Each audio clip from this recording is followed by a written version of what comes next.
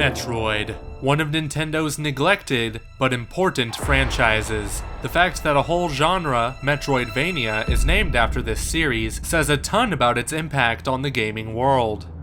However, it has been 6 years since the last mainline entry, Metroid Other M, and considering the Wii U is facing a drought of games for the remainder of its life, it's safe to say we won't be seeing a Metroid game on the dying console. This leaves Nintendo's next console, codename NX, to give us what we're really asking for. The next true Metroid game. How will it play?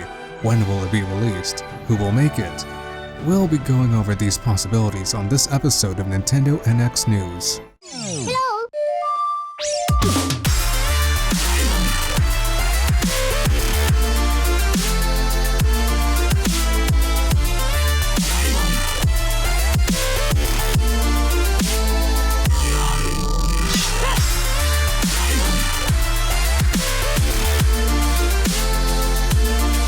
Talking about Metroid these days is a rather bittersweet affair. On one hand, the series is home to some of the best action-adventure games ever, with unforgettable environments, amazing music, fun combat, and platforming accompanied by genius design. It's a damn shame the games don't sell as well as they should. Even though they sell enough to be a commercial success, they don't perform nearly as well as Mario or Zelda.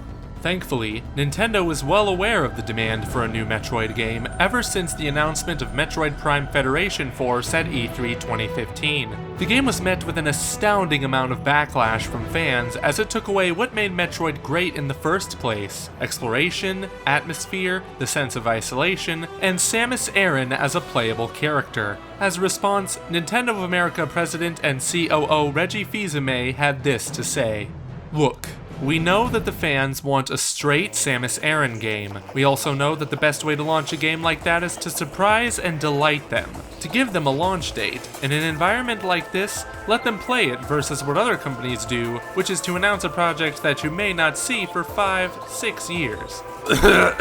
Final Fantasy 15. What Fils-Aimé said may hold some truth, considering the cliffhanger to Metroid Prime 3 means that series producer Kensuke Tanabe is far from finished with these games. There was also a cliffhanger at the end of Federation Force, hinting that Samus's rival Xylix from Metroid Prime Hunters could play a huge part in the next game.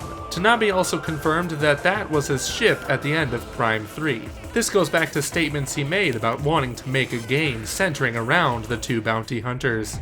Could this mean that a Metroid game has been in the works for the past few years?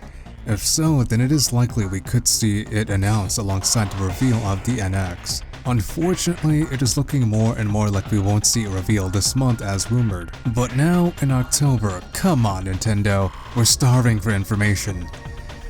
Sorry Gallo, passionate there. Back to Metroid.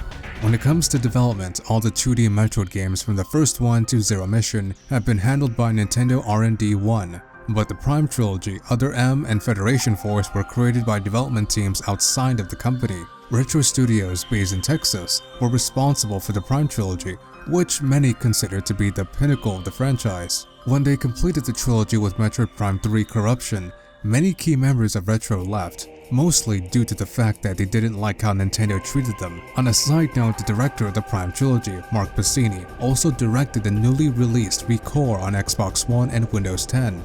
Thankfully, the team that was left in their absence gave us the new Donkey Kong Country games on Wii and Wii U. While they are almost completely different from the Metroid Prime series, they are amazing games in their own right and live up to the Donkey Kong Country name. You can say that Retro Studios isn't the same as it was during the Metroid Prime trilogy, but it would be interesting to see this new team take on the task of giving us a new Metroid game, Prime or not. It's been almost 3 years since Retro has released their latest title, Donkey Kong Country Tropical Freeze, and they've confirmed they started working on a new game right after Donkey Kong's release. So is it Metroid? Probably, but we're not putting money on it. Some reports have stated that what they're working on is a new IP they pitched to Nintendo, and it is likely they started that game on the Wii U, but moved the development to the NX. Whether or not Retro Studios' next game is Metroid, we could very well be seeing it alongside the official reveal of the NX. Whenever that is. Now let's address the elephant in the room. The title of the video is indeed shocking, but it is still a valid question. is Metroid dead? It has been 6 incredibly long years since we have seen an entry in the mainline series, and that entry, Metroid Other M, is considered by many fans to be a disgrace to the franchise. The gameplay by Team Ninja was good, but the story was just awful, making Samus a weak and mopey teenager instead of the tough and ruthless bounty hunter. If you want to be technical, then Metroid Prime Federation Force is the last entry, but we don't count it because it's a spin-off title. The reason why that game is also met with so much hate isn't because it's a spin-off, but because it's a spin-off that came out when the future of Metroid was, and still is, uncertain. That's like releasing Triforce Heroes without having people know Breath of the Wild is coming out. It's a shame considering Federation Force has been in development since 2009. As a result of the poor timing, Federation Force was a flop. But hey, that's what happens when you don't give people what they want. As a result of this, the future of Metroid remains frightening. It would be a shame to see it go the way of F-Zero or Star Fox. Thankfully, 6 years wasn't the longest we've had to wait for a Metroid game, as the gap between Super Metroid and Metroid Prime was 8 years. This was due to the fact that Nintendo was unsure how to evolve the series from 2D to 3D. Speaking of evolving the series, how best would it be to evolve Metroid for the NX? For one, we need to consider the nature of the gaming market and what kind of titles are popular today. Sometimes Nintendo doesn't always go by what's popular in the industry, but if Metroid is going to make its way to the masses, it'll make sense to do it in a way that will attract new fans to the series. Metroid games, whether 2D or 3D, revolve around corridors. There are open environments within the games, but nothing big enough to be defined as open world. Sticking with this formula wouldn't be too risky, but it might be playing it too safe. Maybe, just maybe, the next iteration of Metroid could make its open world debut, or in this case, Open Galaxy. We saw examples of this with Metroid Prime Hunters and Metroid Prime 3 Corruption. Samus would visit a multitude of planets to finish her objective. Perhaps the next game could see a return of this style, but in a much bigger fashion. Take No Man's Sky for example. Not that good, we know, but it still opened our eyes to the possibility of an open universe game. Are we saying Metroid should be as big as No Man's Sky? Not exactly. Shrink the amount of planets by a good 18 quintillion and maybe use them as different areas. So yeah, basically Metroid Prime 3, but open world. The best example we can think of for a game like this is the Batman Arkham series. The first game, Arkham Asylum, was more like a traditional Metroid game with corridors, but everything after was free roam. Best part, the Metroidvania elements were still perfectly intact. Well, most of the time. Let's also not forget about 2D Metroid.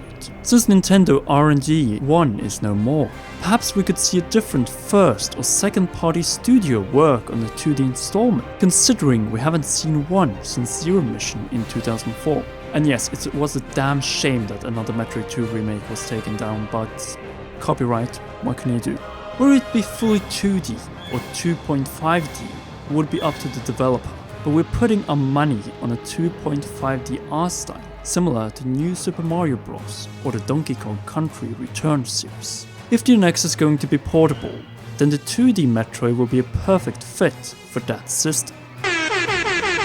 Speaking of handheld, it looks as if the Pokemon Company's CEO just confirmed that it will indeed be a handheld console hybrid, by saying that the NX is trying to change the concept of what it means to be a home console device or a handheld device. We'll keep you posted as this story progresses, but in the meantime, Nintendo, just announce the damn thing already, for the love of... So what do you think? Should Metroid make a glorious return on the NX with an open galaxy game, or should they play it safe and stick to the brilliantly designed corridors the series is so well known for? Post your answer in the comment section below.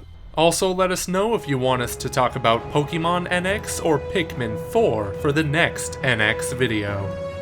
Thank you so much for watching. If you liked what you saw, be sure to comment, like, and share this video. Also, don't forget to subscribe for more information on Breath of the Wild, the NX, and more Nintendo franchises. In the meantime, this has been Commonwealth Realm and Macintyre Productions. And we'll see you, girls and guys, in the next one.